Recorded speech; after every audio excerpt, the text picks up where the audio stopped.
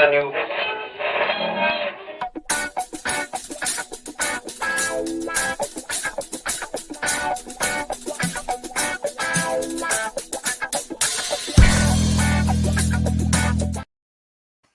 It's a new world out there. A criminal has been in the news. Somebody who is hated by all, who's known for making bad decisions and has bad hair. Nope, we're not talking about this man.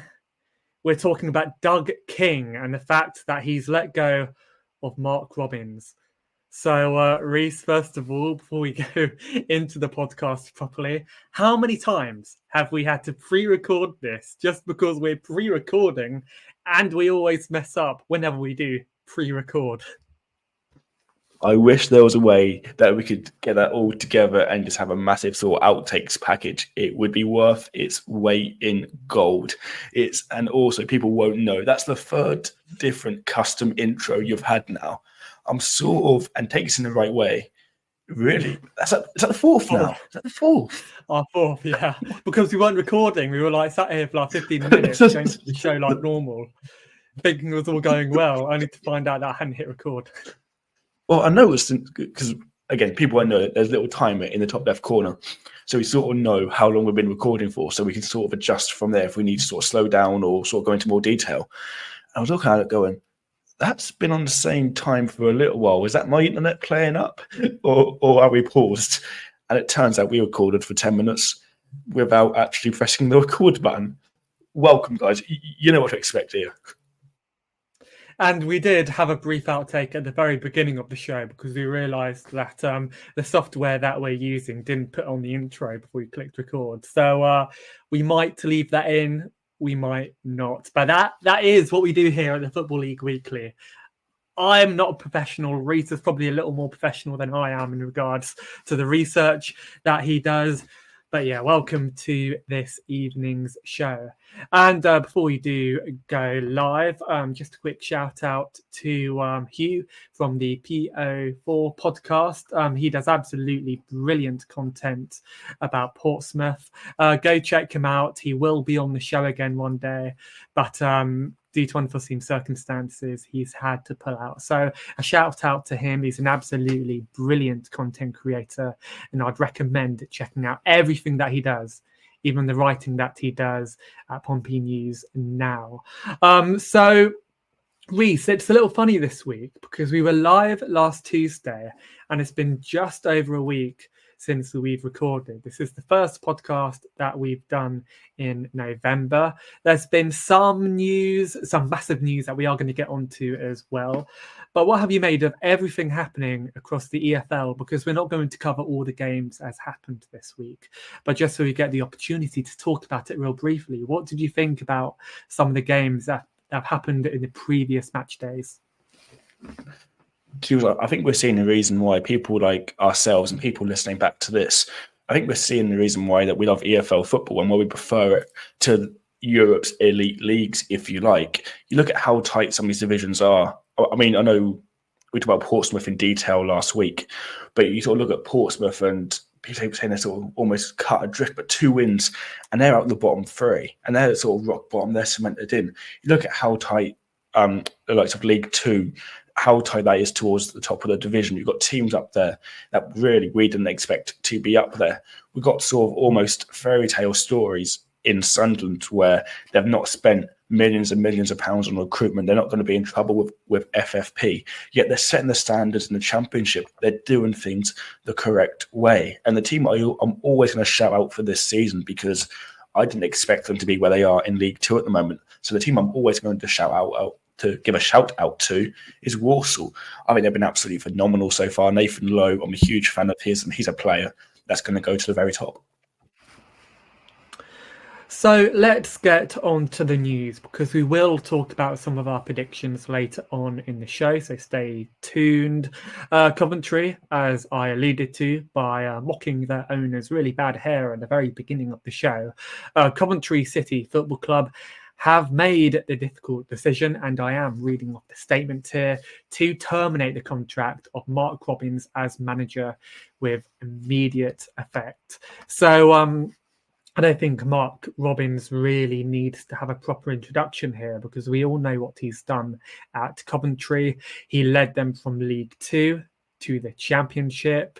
They narrowly lost the 22-23 playoff final on penalties, nearly securing a Premier League spot. They reached the FA Cup semi-final last season, though due to a VAR error, a game that they should have won, really, they didn't advance to the final of the FA Cup, which is absolutely mad to think about.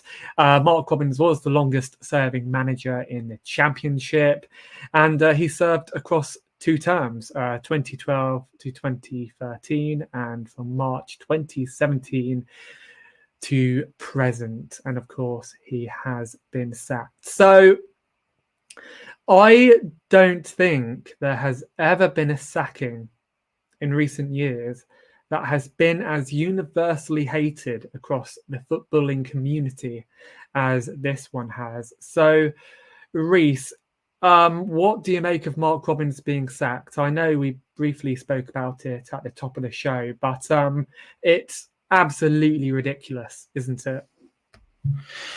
I can't find a word strong enough really to describe the feelings I have after reading this news. When I heard the news this afternoon, or yesterday afternoon, as you guys are going to hear it, as I read the news, I thought it was a joke. I saw the article from News Outlet and I thought it was a joke. It was only when I went onto Twitter and actually looked at the club's statement that I actually believed it.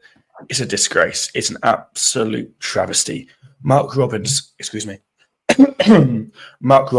has led Coventry from League Two up to the Championship. Realistically, should have gotten to an FA Cup final. It was a catastrophic error from VAR. Yes, okay. Coventry have underperformed this season. Could you say it's their sort of trend, their tradition? It sort of is. Look at the last few years, and it is a theme with Coventry City, is that they do start slowly and they build on into a really good run of form after that. But to sack Mark Robins, who, as far as I'm concerned, is an absolute Coventry legend, you look at what he's done for the club. He got split from his coaching team as well. They brought in a whole load of new names within the coaching department. Realistically, what was he expected to do? He's one man. Not only has he got a squad to manage, he's got a whole new backroom staff to get on board as well, which I think is quite an underrated task in terms of being difficult for a manager. He's got all that on his shoulders as well.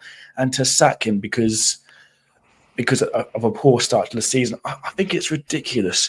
Even the last few games in charge, there's so many positives to take from it. You look at the game against Luton Town, they came from 2-0 down, showed fantastic character, away at Middlesbrough at the Riverside to win 3-0. That's no mean feat. That takes a squad that universally here are all pushing in the same direction. These players were playing for the manager. We talk about teams towards the end of a manager's reign. Perhaps the players have given up. Perhaps he's lost the dressing room, is the famous phrase that gets thrown around. Absolutely not in this case. And I don't understand the timing of it. I don't understand why you do it now. The next 3 games, and we'll probably go into that in a little more detail in a second, but the next 3 games are huge. And to sack Mark Robins now, the only way it makes sense, the only way, is if they've got a Jurgen Klopp or a Pep Guardiola-esque type manager lined up, ready and raring to go in. Because if they haven't, and we've got the odds for next manager in front of us, if they haven't got that sort of caliber lined up and raring to go, it's a disgrace. And realistically now, Coventry are going to find themselves in a relegation battle. So you mentioned their next 3 games. In their next 3 games, they play Sunderland away from home, Sheffield United at home, and Burnley away from home. What's the point in letting go of a manager before 3 really difficult games? I think it's absolute stupidity. I really do. I don't understand the sort of logic behind any of this. This is a squad that, okay, this squad shouldn't be only above the relegation zone on goal difference. It's extremely tight towards the bottom of the Championship. They are only out the bottom 3 on goal difference, and that squad realistically should be pushing for top 6. The likes of Liam Kitchen, Van Eckwick, Josh Eccles, Ben Sheafs just come back from injury, Hadji Wright, Ella Sims, the list goes on. Brandon Thomas Zante is another top class Championship player. But to put the blame onto the manager, I think it's ridiculous. And to terminate a contract, to sack a manager for this situation, it's a disgrace. And you're right, I haven't seen one Coventry fan agree with the decision. And I think that speaks volumes. So if you are a Coventry fan, comment below. Do you agree? Do you disagree? Get on Twitter. Let's engage. Let's get a conversation going, because I don't see the other part of the discussion here. Because if you followed the podcast for a little while now, you'll know that myself and Ben, something that we do is we try to see things from both points of view. We won't necessarily sort of stick to one and fight that corner. We'll try to see things from all points of view. I don't see this from Doug King's point of view. I don't understand. I don't get it. Why sack a club legend when the proven track record over the last few seasons has been that around this time of the season is when you hit form? I don't understand it. And look, again, he's had a massive, basically his entire backroom staff have left. His assistant manager has as well. And he had to bring in like an entire new backroom staff as well.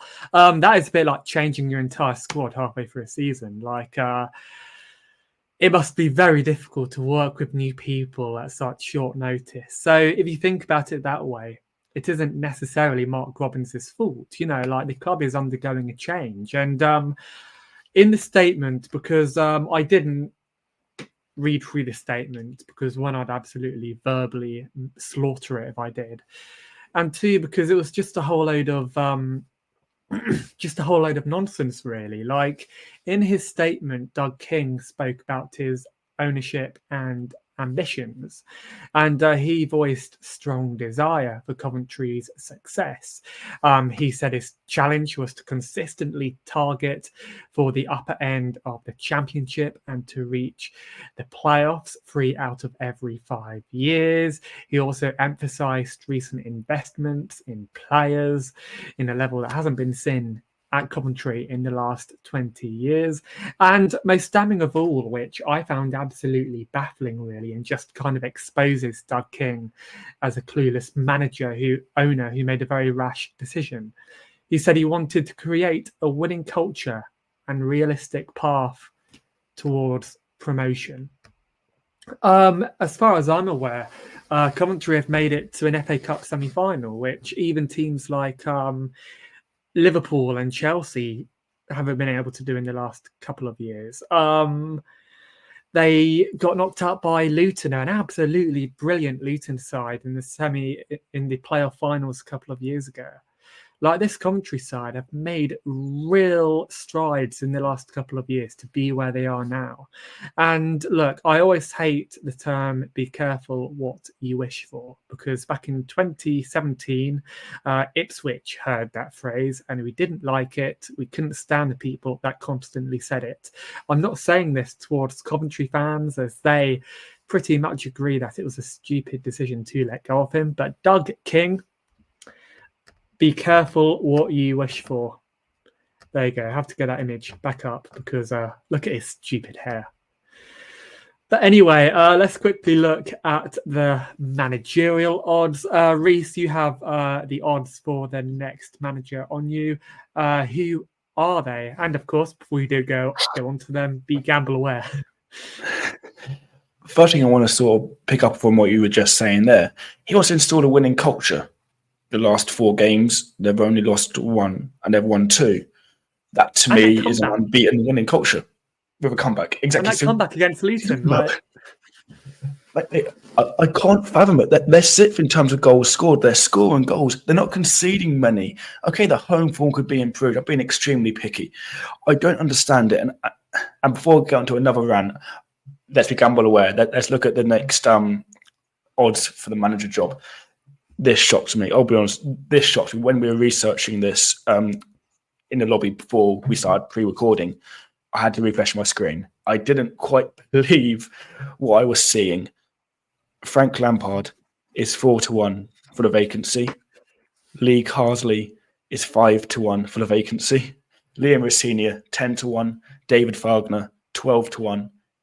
Gareth Southgate 14-1, and Jim Goodwin 15-1. I'm pretty sure I'd have to ask you who stands out for you, mate, but who does? If I was being serious, I'd probably say Liam Rosenior. Because I thought he was absolutely brilliant at Hull. I know I slated David Wagner in the lobby before we went live, but if you look at what he's done and what he did at Huddersfield, he hasn't been that bad in the last couple of years. And at this point, he's an experienced championship manager who's got a very good track record of developing young players as well. He is a very similar manager to that of Mark Robins, in my opinion, and would probably take over quite well. I think the transition would actually be quite smooth under David Wagner because he's a very good man motivator. A funny little debate that we had before we did go live, though. Frank Lampard is currently favourites to take over the job. I mean, I still can't stand Frank Lampard after what he did in the playoff finals a couple of years ago whilst he was at Derby when he didn't play with a recognised striker up front. Rhys, you asked before you went on air, who is the better young manager, Frank Lampard or Wayne Rooney? If you were at a football club, and let's say Wayne Rooney wasn't at Plymouth at the moment and he was a free agent, who would you rather have if you were looking for a young manager, Frank Lampard or Wayne Rooney? For me, it has to be Frank Lampard. And I was shocked, to be honest, that me and you actually disagreed on this. But for me, it's Frank Lampard. You look at Wayne Rooney in terms of the stock in which he has. I'm not going to judge his Plymouth days just yet. We are still early into the championship season. Wherever he's gone, where it's been, DC United in the MLS, he has this track record of failures, and it always seems to follow him. No matter what, Wayne Rooney fails at management. I know that's a massive statement to make. The track record speaks for itself. You look at Frank Lampard, the job he done at Chelsea, the sort of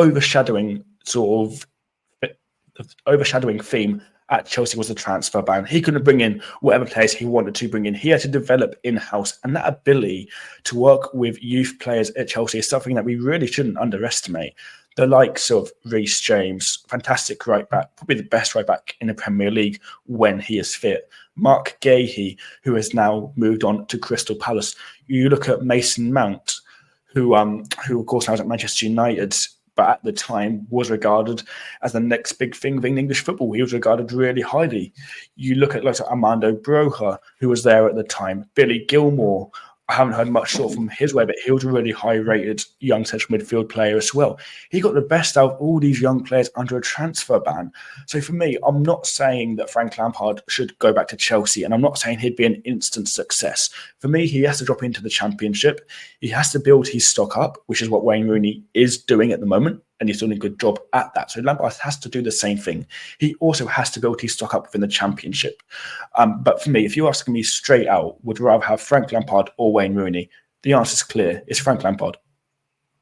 I don't know why you'd want any of them, though, because Frank Lampard, I've never been convinced by him as a tactician. Again, I mentioned the mistake that he made in the playoff final whilst he was manager at Derby.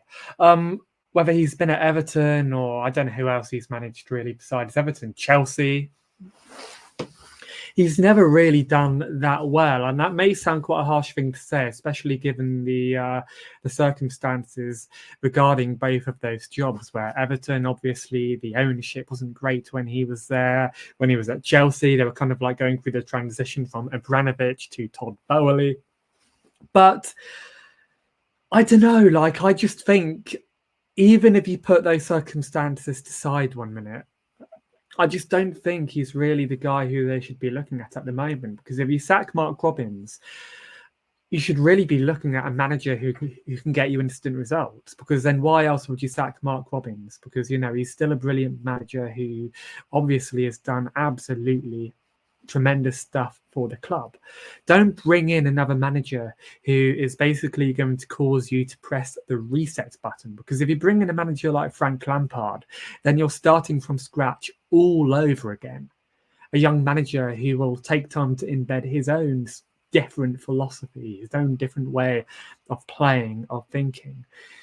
And simply because of that, I don't think it's a brilliant or a wise idea to hire somebody like that. And that is regardless of how good a manager I think Frank Lampard is. It could be like Liam Rosenior, who I think is absolutely brilliant, a great young manager. I even think it wouldn't be the right time for him to take over. You need a manager like David Wagner, maybe, or I don't know who else is out there at the moment who's a free agent. Maybe you know some from the top of your head, Rhys. But you need somebody. And look, I know we've criticised the old dinosaurs of football before, but you need somebody like that who is going to get you out of the proverbial mess Doug King obviously thinks they're in, and he's going to get you results. So am I being a bit harsh there, Rhys? I should start off by saying that although Lampard is 4-1 to take over at the time of recording, that is, so if you're hearing this on a different day, odds may have changed, there may be a new name, enter the ball ring. I wouldn't be going all out for Frank Lampard when you got the likes of, and for me, it has to be Liam Rosenior. I get the argument for David Wagner, and you look at his Norwich, you look at his Huddersfield Town, so I get that. But what Liam Rosenior was building at Hull is something that we really shouldn't sort of bat up, that we shouldn't sort of bat away and disregard and forget about. He again was very harshly treated, I felt, from the board at Hull City. He was very, very unfortunate to lose his job there. But I think Coventry are in a sort of unique sort of situation. And what I mean by that is like, yes, okay, only goal difference is keeping them out of that bottom three. They are sat in 17th, but only goal difference is keeping them away from that bottom three. When you look at that squad and some of the players that I mentioned a few minutes ago, those players by themselves should be able to at least hold their own in the Championship. I know perhaps it's a little bit sort of big-headed or a bit cocky from me, maybe point of view as a neutral looking at Coventry, but that squad shouldn't be anywhere near the relegation zone. I think that if you bring in a sort of, I'll say, some wiser head, if you like, in a sort of, obviously wouldn't go to Coventry, but the sort of Mick McCarthy-esque style of manager, Steve Bruce-esque manager, I'd regard it as a sort of step back. I think this is a perfect job for a sort of younger coach who wants to play football the right way, to do it without the pressure, without the worry of the relegation zone that is so close to you, but in my opinion, is quite far away from you at the same time. The problem I'd have is that if I was a Liam Rosenior, I'd be looking at this job going, I don't want anything to do with Doug King. I don't want one bad patch of form to determine my job. It makes it a really unattractive job offer. And I don't see why a manager looking to rebuild stake within the English game would go there. I think it's an awful move personally for Frank Lampard. I think Lee Carsley ain't going to happen. I think he's relatively happy within the England setup. And then you look at the other names that we haven't mentioned as of yet within the betting odds. You look at the likes of Gareth Southgate, who we all know who he is. He did install unity within the England's sort of communities and within our fan base. So we have to give him a lot of credit for that, despite the fact how football was played towards the end of his tenure.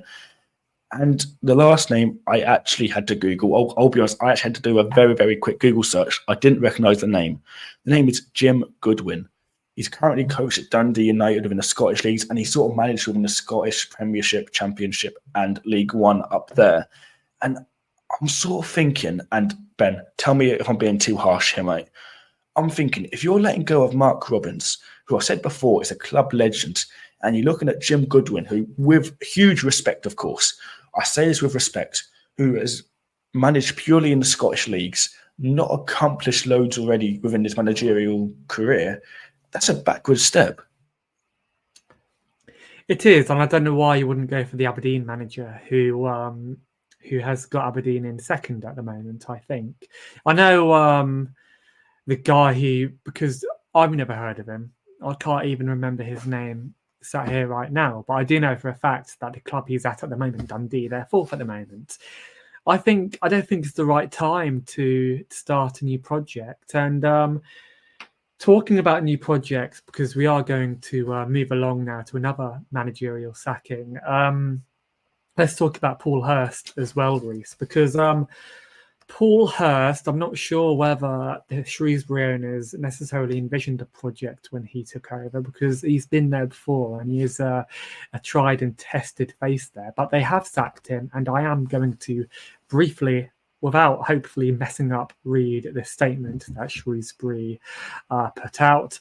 They said, It is with regret that Shrewsbury Town can confirm we have parted company with head coach Paul Hurst and assistant boss Chris Doidge.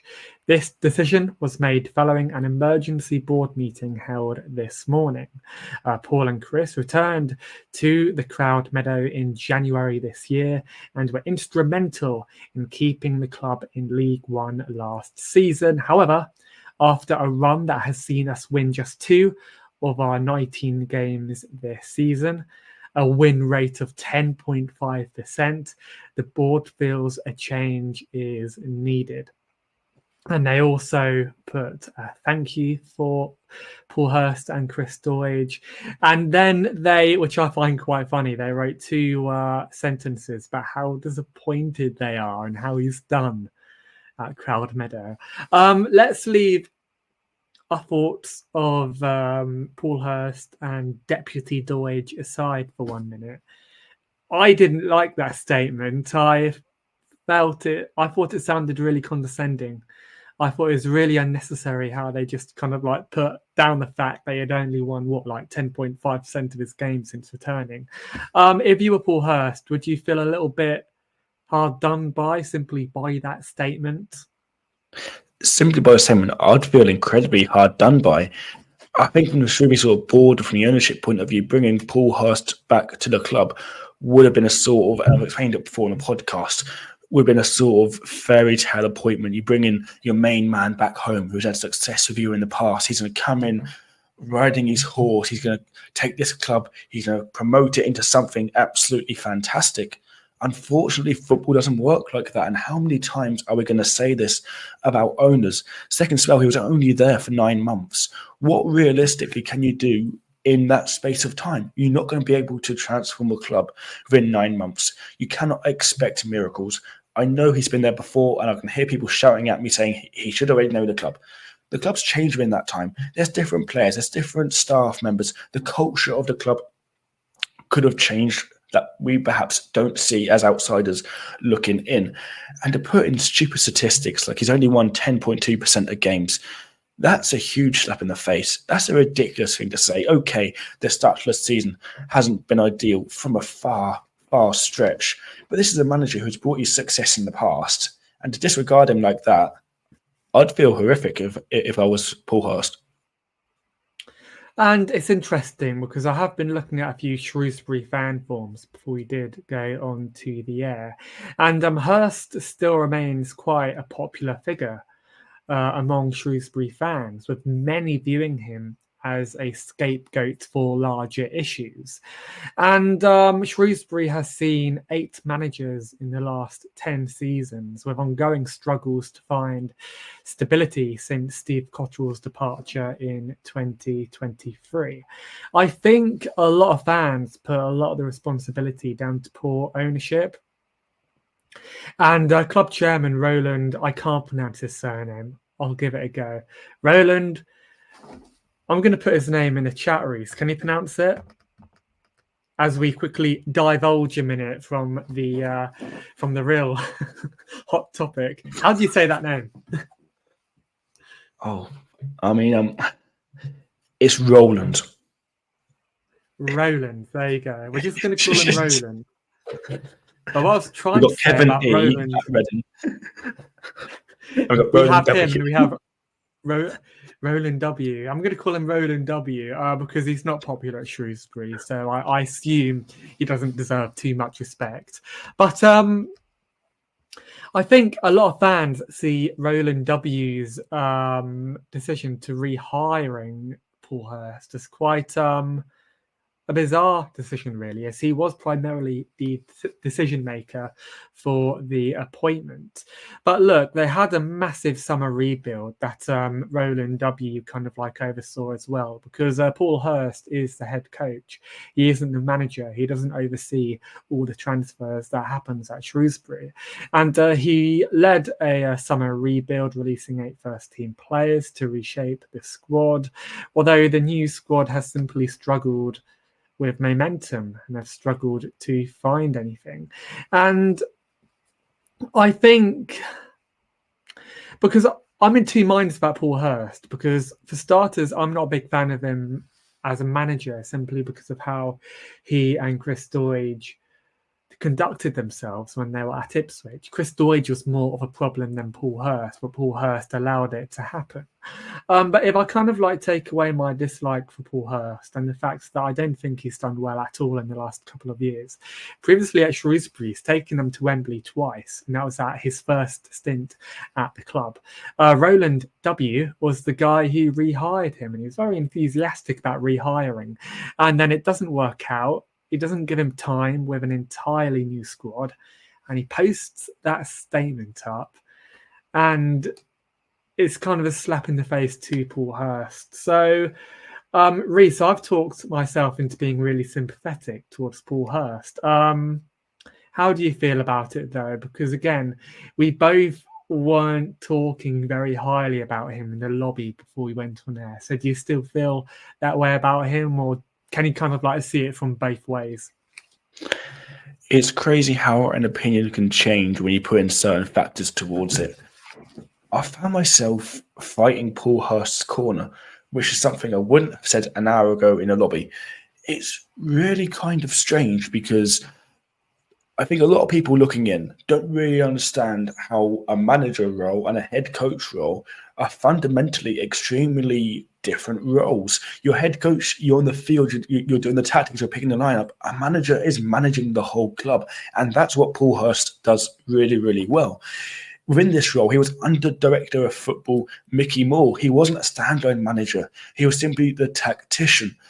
And the whole sort of puppeteering, him and Chris, it was Chris Doig, I'll get a name out, him and Chris Doig. And you look back at that spell at Ipswich where they sort of pushed goalkeeper at the time, Bartosz Binikowski, sort of out of the door. But realistically, when you're being chained, I think he was being chained, Paul Hurst, at Shrewsbury within the second spell. When you're being chained and you can't really do much above your head in terms of getting things to change and a culture to change, what do you expect to happen? Even if you bring in the world's most elite manager, he's going to struggle because you've got a director of football telling you what to do, when to do it, and how to do it. So realistically, how are you going to succeed when Paul Hurst was probably at Shrewsbury and probably knew better than what Mickey Moore was telling him? But as we all know in a job, sometimes the best thing to do is to keep your sort of mouth quiet and to sort of, go on with that. You look at the summer in which they've had, and it proves to me, beyond a shadow of a doubt, that Shrewsbury's ownership, the whole board, are absolutely clueless when it comes to football. You look at the summer they've had and the rebuild that was on the plate for Shrewsbury heading into this season. I think every single sort of football podcast or every sort of football YouTuber channel and every football social media sort of content creator, we all knew, and if you didn't, feel free to hit me on Twitter, we all knew that Shrewsbury would be in for a long old slog of a season. We all saw it coming. I saw it coming. Ben, you saw it coming. We all knew that Shrewsbury were going to have a very, very difficult season, and therefore a lot of us predicted them either to go down or to narrowly stay up.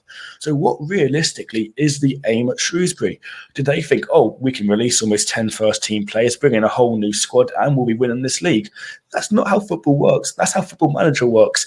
And Football Manager and actual football are two completely different things. And how many times are we going to sit on this podcast and say people in high positions at football clubs are simply clueless about the game that we all love? It's ridiculous. Yes, okay, they're sat 23rd in the table. They're only 3 points from safety. That's one win. They've got a very favourable game coming up. Burton away. They're the team rock bottom of the league. Win that. Things are looking a lot more rosy for Paul Hurst. They get the opportunity to do that now. You look at, I'm breaking on a tangent. You look at the sort of league form, just 2 wins in 14. Okay, not good enough. 2 draws, 10 defeats. Depressing, maybe. But again, you've got to take in the external factors. You've got to take in the summer that they had. You've got to take in that Mickey Moore is puppeteering Paul Hurst.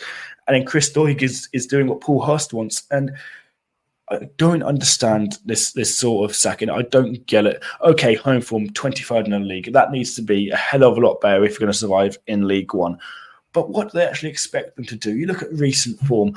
Okay, they haven't scored in their last 3 games, but they've had 3 very, very tough games. You look at the Crawley, that was the game before that run of 3. They put 5 past them away from home.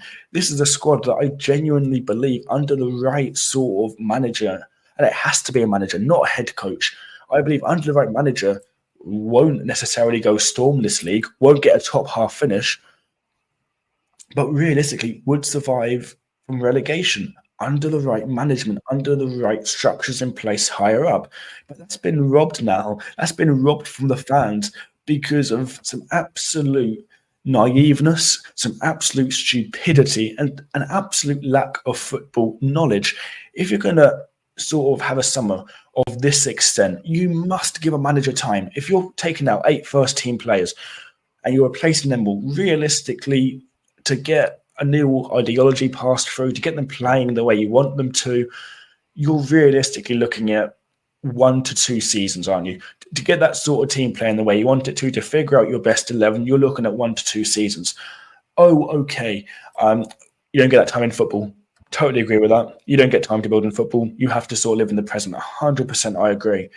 But you've still got to be realistic about the aims. You've still got to be realistic about where the club is at. And for me, it's ridiculous. I can't believe I've just spent 5 minutes defending Paul Hurst, to be perfectly honest. But it's mad how opinions change. Yeah, and real quickly, because there are managerial odds for the next manager at Shrewsbury, which might be the stupidest sentence I've ever uttered. But yeah, read through the next managerial odds for Shrewsbury manager. So, bang on favourite at time of recording. Again, it may have changed by the time we listen to this. The favourite right now is Mark Kennedy. He's at 3-1. Gareth Ainsworth is 4-1. Liam Richardson and Gary Rowett, they're both 10-1. Gavin Cohen, 12-1. And Matt Taylor and Duncan Ferguson at 14-1. There are more managers in there, but you don't want to hear me waffle on sort of saying those managers' names. Which one to you, Ben, stands out? I've got my favourite in there. Who's yours? So Gareth Ainsworth, because of what he did at Wickham. What about yours? I can see that. But like I said to you before, I've got to stick to my guns. It's got to be Gary Rowett.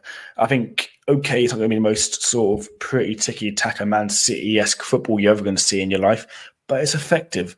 It will get Shrewsbury away from this sort of the mud in which they're trapped in at the moment. You look at his time at Millwall and, oh, okay, they weren't pushing for top 6 or didn't break into the top 6 as much as fans would have hoped for, but they were there or thereabouts in the Championship.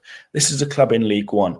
The problem is at Shrewsbury is that time isn't on their side. They've got to bring a manager in now because you're going to get instant success. You're not going to get that grace period. This has been shown to me by the start of the season and the fact that Paul Hurst has been sacked. You're not getting a grace period with this squad. You've got to be able to go in and change things straight away, demand respect straight away, and that takes a really big character. I don't know about you, Ben, but I didn't want to see Gareth Ainsworth doing some really weird stuff at QPR, doing it again at Shrewsbury.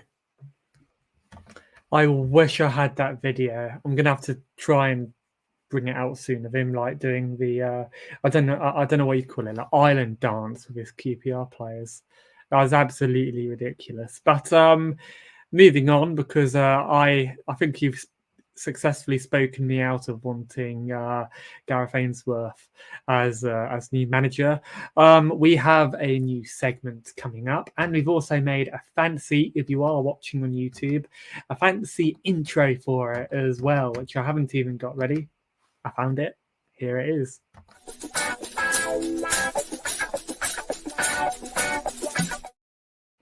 If you're listening to this on Apple Podcasts or Spotify, you are missing out. Like that was the best part of the show, the best work I've done so far on tonight's show.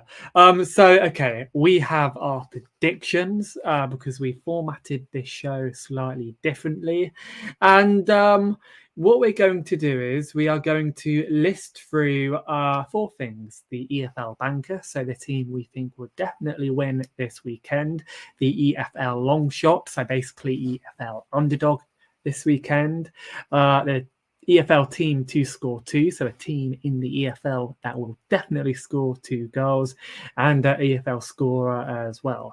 And what we're going to do is we're going to name one for each: the Championship, League One, and League Two. So let's start off with the EFL banker. Rhys, start us off. Who do you have as your EFL banker for this week? The team, if there's anybody listening to the show who you think will definitely win. My EFL banker this week is Leeds to beat QPR.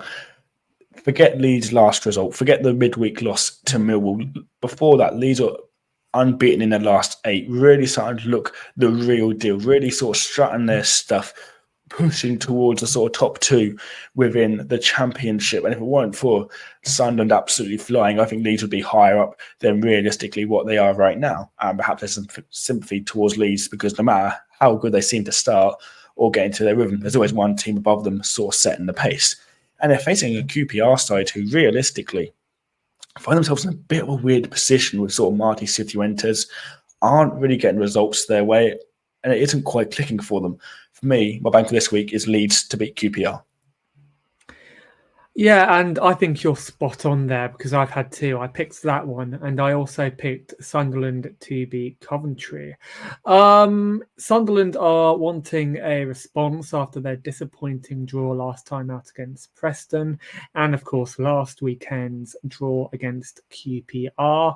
If they lose, then they could lose top spot to Sheffield United, who have a Still City derby this weekend, so they're definitely going to want to win that one. So I can't see any difference really than a Sunderland win. What about your League One banker? My League One banker this week is Wycombe Wanderers to beat Wigan. I think it's one that, as we're starting the sort of predictions from this episode, I think it's one that's quite an easy one to take. Wycombe this season have started League One by absolute storm, and we talked last week about an individual player that we'll probably get onto in a little while because I think we've selected them both for a category coming up. And you look at how impressive this Wycombe side has been. The run of form that they're on is simply remarkable. And they come up against a Wigan side who haven't tasted victory in the league since the 1st of October, over a month's time since Wigan last won a game in the league. Since then, they've drawn twice, lost twice. For me, it's a pretty safe banker, Wycombe to beat Wigan. Yeah, that's a good one because I have that later on in the show somewhere. So for my one, I put Birmingham to beat Northampton.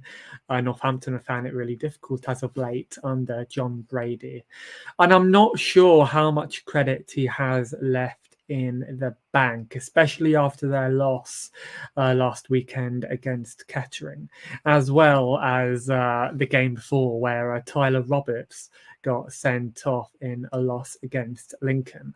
They will be without him for their game against Birmingham, and Birmingham will obviously want a response after their disappointment last time out in the league against Mansfield. So my banker is Birmingham. So League Two, who's your banker for League Two? League Two, get your bingo cards out. You know where I think really people are going to know where I'm going with this one. I'll go on Chesterfield to beat Accrington Stanley. Chesterfield this season so far, I've taken League Two by absolute storm. Almost had Paul Hurst.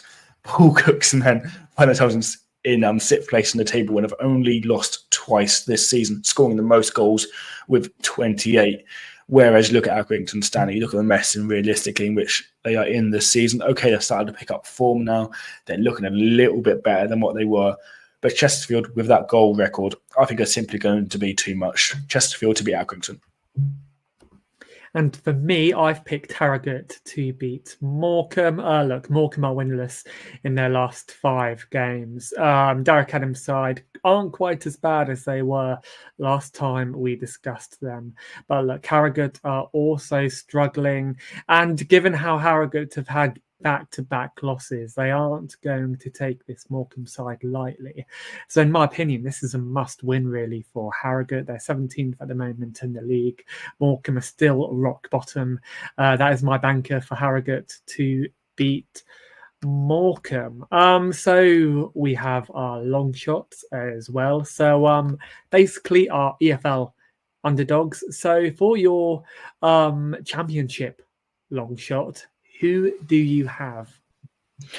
quite surprising, to be honest, to look at the betting odds and to see that this would qualify. But it does qualify. I've gone with Derby to beat Plymouth. You sort of look at Derby's sort of form as late, and they're starting to pick up some really sort of good results. So on the sly, they're really trying to get some form together. You look at the victory last time out on the road at Coventry, which was their first victory on the road this season, and they're starting to build something. They're starting to build some momentum now. I had really big sort of doubts about Derby at the start of the season. I questioned whether or not the likes of Jerry Yates and other players sort of in that front line were going to be good enough to make the step up. But so far, they're starting to prove that, in fact, they can hold their own. You look at Plymouth under Wayne Rooney, have the worst record away from home this season. They rely heavily on individual moments from the likes of Morgan Whittaker, and realistically, I don't see that as a sustainable option. So my long shot this week in the Championship is Derby to beat Plymouth. And my long shot, well, this can't be right because I put QPR to lose against Leeds, which no shit, that will happen. So just tracking from the top of my head, because I made a bit of a mistake there in my notes. I'm going to go from the very top of my head for Hull City to beat West Brom. I'm purely going off the fact that West Brom are winless in over 5 games. They've drawn 5 of their previous last 5 games. Bit of verbal diarrhea right there. And Hull City, under Tim Volter, they are very, very inconsistent. They're 18th at the moment in the league. I don't know, again, like Tim Volter's another manager who I'm not sure has too much credit left in the bank. He plays decent football, but they're just not getting results anywhere. And against a West Brom at the moment that look really vulnerable and who haven't been scoring much at all, I'm going to see Hull. I could see Hull potentially nicking a win here, especially since this Hull side can score goals on their day. They haven't been scoring that many goals as of late, but that could potentially be a huge upset this weekend in the Championship. How about your League One long shot, Rhys? I think I've actually done pretty well because you saw look through all my long shots, and I'm surprised, to be honest. I'm saying these sort of teams to win these long shots, but my long shot this week is Charlton to beat Exeter. There's not too much, to be fair, to sort of separate these two sides at this stage of the season. Very comparable starts, very similar starts to the season as well. I've said before, I'm a big fan of the project currently happening at Charlton Athletic. I liked Nathan Jones going in at the Valley. I liked what it's going to build, and I have really high hopes for the next couple of seasons if I was a Charlton fan. You look at their sort of record, their sort of win-loss record. They haven't lost since the 1st of October, and in that time, they've beaten Birmingham City and also drawn against very good teams in the likes of Barnsley and Wrexham. This is a Charlton side that don't lose games very often at all. And I think against an Exeter side, if you gave me a Charlton lineup and an Exeter lineup, I think realistically that Charlton are the much better side on paper and should get the win. My long shot this week is Charlton to beat Exeter. So my long shot in League One is for Cambridge to upset Peterborough.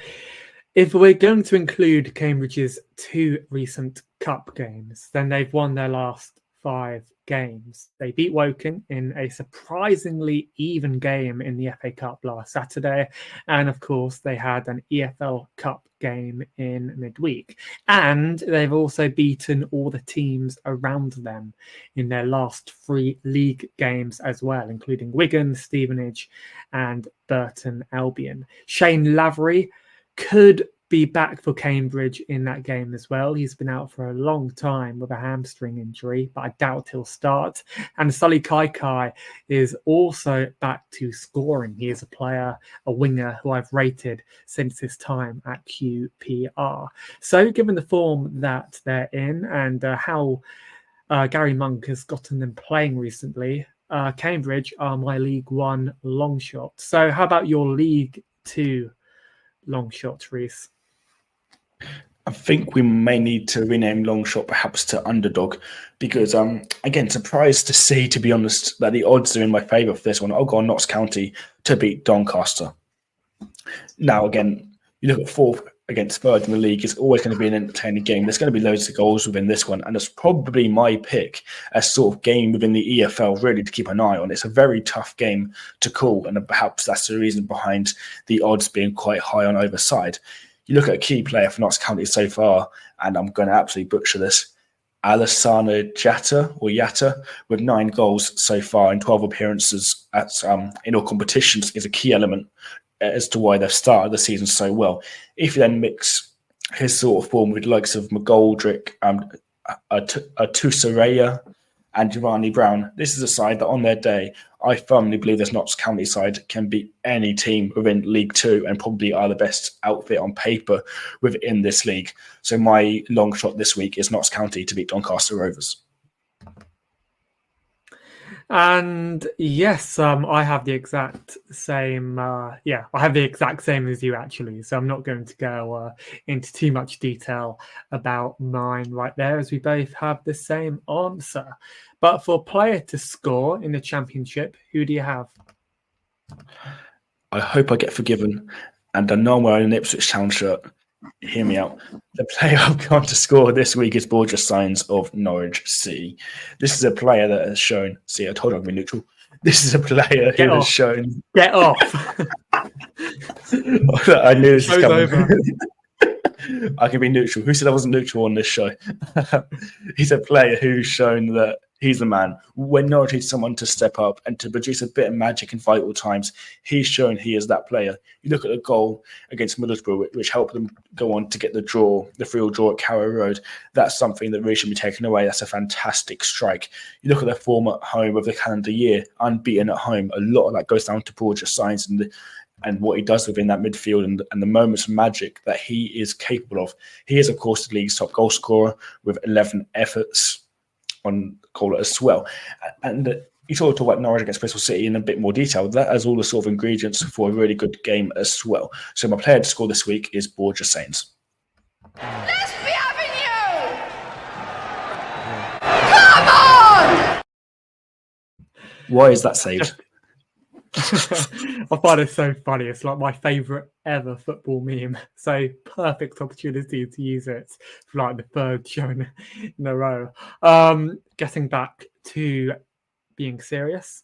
My player to score in the Championship is Tom Cannon. Millwall, look, they've had a really decent season so far under Neil Harris. They're 5th at the moment. Although I've enjoyed watching Cannon's performances for Stoke lately.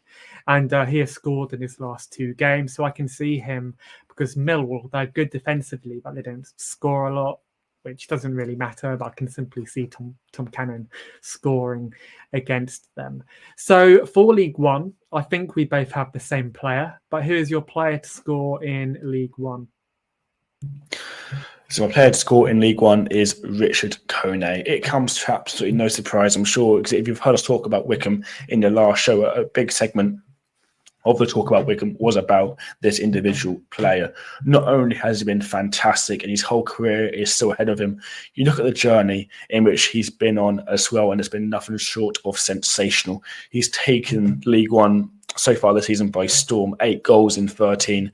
He's a vital cog into why Wickham are doing incredibly well this season. So for me, it's a pretty safe bet that Richard Kone is going to bag this weekend.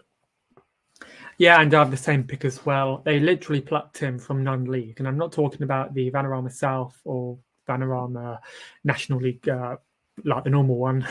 It's like absolute verbal diarrhea on my end here. Welcome to the Football League Weekly. But Richard Kone was literally plucked from Sunday League football, which is absolutely incredible. So the fact that they found him in Sunday League football and they signed him and he's done as well as he can, because just settling into League One must be really, really difficult.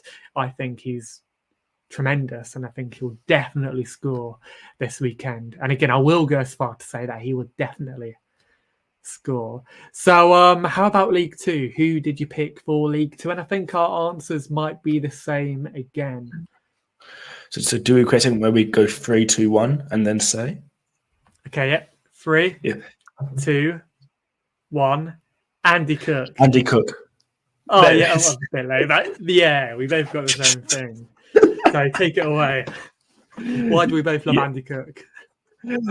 How long have you got? So the Bradford City striker currently has got 8 goals in 14 appearances, the league's top goal scorer. He averages a goal every other game, which is absolutely fantastic. And you look at Bradford's upcoming game against 17th placed Fleetwood.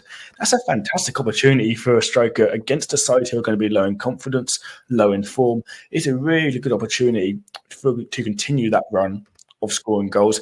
And he's shown no sign of that form ending soon. So I'll go on Andy Cook. And I have as well. And now we're going to go on to the game. We think we'll have more than 2 goals, or I've put team to score more than 2 goals here. So who did you put, Rhys? It's a very sort of long show again, and I almost touched on it in the previous segment, but I had to stop myself.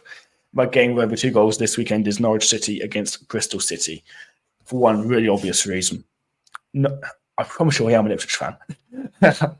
Norwich have scored the most goals in the league this season in the Championship, and Bristol City have scored the 5th most goals so far in the Championship season. This has all the ingredients for an absolute cracker of a game. So when you've got 2 high-scoring teams coming up against each other, it's a pretty safe pick for a game to have over 2 goals. Let's be having you! And for me, I put a really... So I need to be serious here because my brain is absolutely melted. I put Leeds against QPR. Look, do I need to divulge into our picks for that? Leeds are going to absolutely hammer QPR. I will be interested to see how Fuentes sets up against QPR because, of course, Fuentes will set up against Leeds because obviously Leeds were beaten last time out against Millwall. So could we maybe see an upset? I highly doubt it. And if Leeds will win, then they will win very emphatically. So they are my team to score more than 2 goals in the Championship. I can barely talk. But what about League One?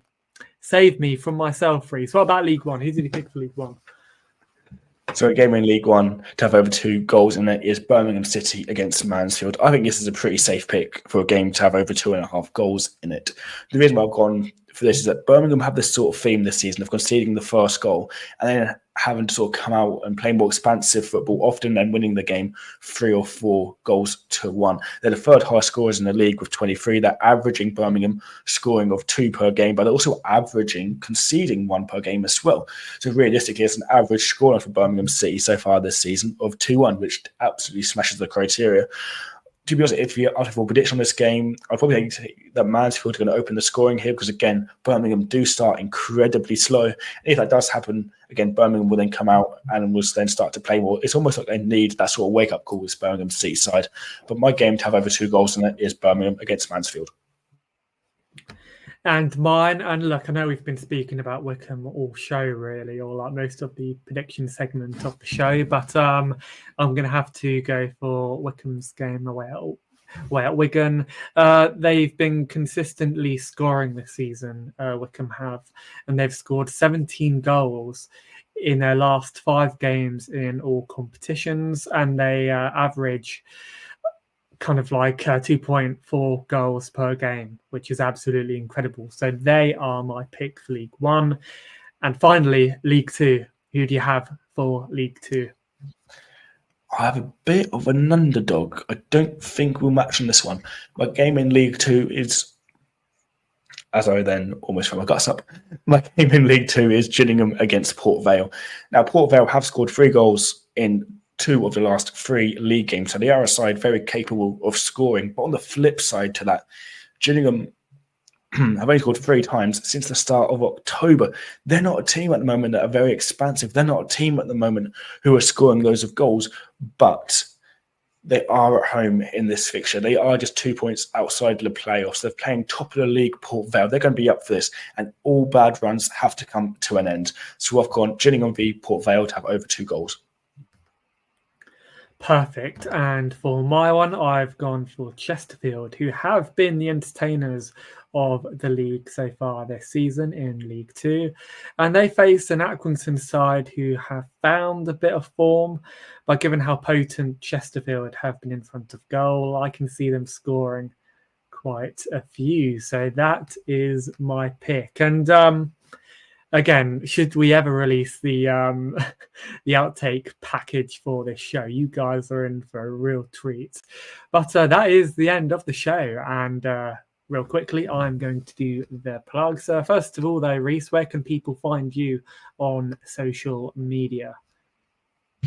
Well, unfortunately, Camilla didn't win the election, so it is staying as X, even though it is Twitter. It's at RhysCurtis14. And you can find Over the Bar on Twitter at Over the Bar FB. You can also find them on Facebook as well. Same handle. If you want to find us on YouTube, simply type in Over the Bar onto the YouTube search engine and not Over the Bar FB. If you type Over the Bar, then our entire catalogue will come up. We will be the first thing to come up as well. You can find this show on Spotify and Apple Podcasts. Simply type in OTB's Football League Weekly and you'll find the entire archive of the show, all the specials as well, and who knows, maybe this podcast might be up on there before it is up on YouTube. So do subscribe, do like this, do share it on social media, because we really do appreciate it. And as always, we will be back next week. So thank you very much to everybody who's tuned in today, and thank you very much for all of the support as well. We will see you. I was doing so well until then. We will. Rhys, do it for me. I've given up. Do it for me. This is another one for the outtakes. Thanks for watching. See you guys soon. Thank you very much.